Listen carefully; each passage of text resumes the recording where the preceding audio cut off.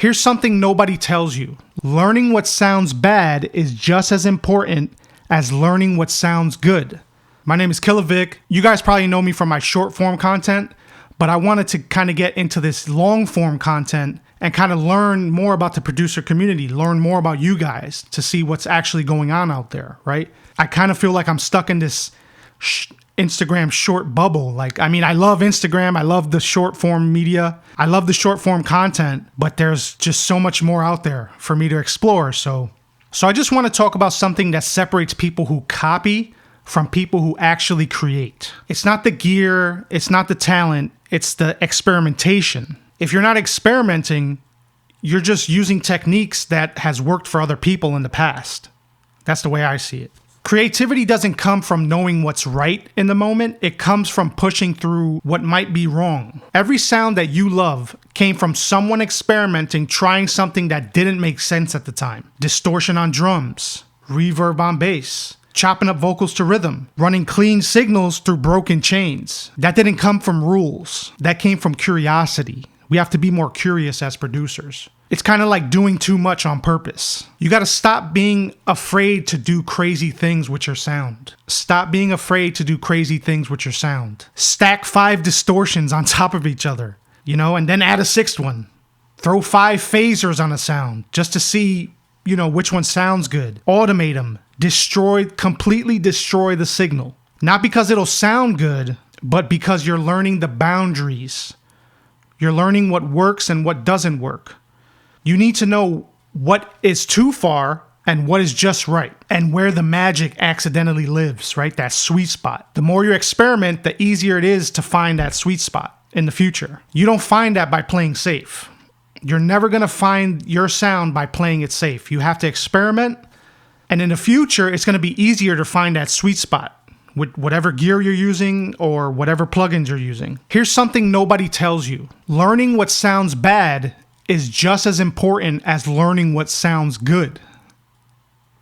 Let me say that again. Learning what sounds bad is just as important as learning what sounds good. When something sounds awful, don't automatically, immediately undo it. Just ask, why does it sound awful? Is it too harsh? Is it too muddy? Is it too wide? Is it too flat? That knowledge will help you more than any preset, right? Unless you're making your own presets, then that's cool too. This part is important, especially if you're early in your career. You want to get all your experimentation hours out early, because later on, when you're working fast, when a client's waiting, when inspiration hits, you don't have time to second guess yourself. You want to dive right in. You want to know exactly what you're looking for. You just know distortion A with filter B will do the trick, right? This chain will get me there. That trick that I tried 5 years ago, that I buried somewhere in my mind, that would work perfectly in this situation. That's why we experiment. That only comes from the time you spent actually breaking those plugins, breaking that hardware in, right?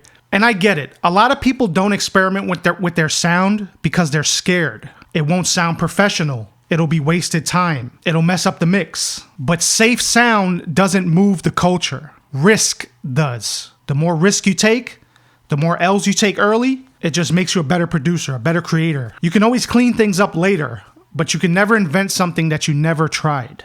So if you're creating now, if you just started making beats, give yourself permission to ruin your sound. Absolutely demolish your sound. Crank those levels up to 10. Experiment hard, experiment early, experiment without judgment. Be free in your creativity. Do whatever comes to your mind. Because one day you'll reach for a sound and your hands will already know where to go. You'll already know where to go. Because you're just going to pull out of that big tool bag that you've created over the years, right? Just don't be a tool bag in the process. And that's when creativity, it stops feeling random and it feels more like intentional. Like the moves you make are intentional. So yeah, if you guys got any value from this, if you feel anything I said actually helps you in any kind of way, drop your thoughts below, right? Let me know how you get into your creative zone. Let me know how you experiment. What are like the craziest things you've done with plugins? Let me know down in the comments and we'll start a friendly conversation. But yeah, Killer Vic, let's do something different today. Peace.